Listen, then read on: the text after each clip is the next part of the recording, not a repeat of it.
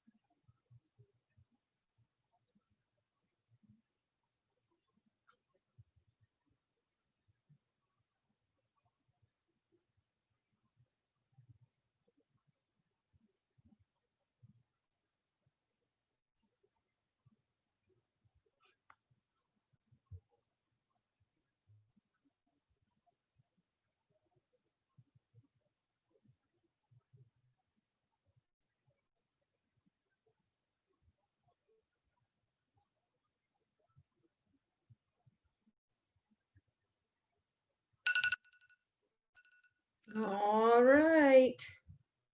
So, hopefully everyone had a chance to at least just kind of get something crafted. I probably should have said I was working on mine in the notes section of my phone, so I have it available that I can tweak and make a little bit of modifications and then copy and paste it into maybe a message or an email or something like that. Or if you hand wrote it or however you did it, that's completely up to you. So I'll go ahead and set a timer now for 15 minutes, and we are going to just go ahead and dive right into it. Again, you're looking for people who you think are either inspirational or maybe they're already doing a lot of the things that we're doing. If you need help kind of thinking of who to invite, if you've got, friends or family members, or like we talked about yesterday, challengers who are just rock stars and knocking it out of the park that you think would be good, those are the people that you want to focus on. So go to that list that you made and just kind of start knocking them off. And then anybody you don't get through today, we'll pick up and continue on for the rest of the week. So we'll go ahead and get started.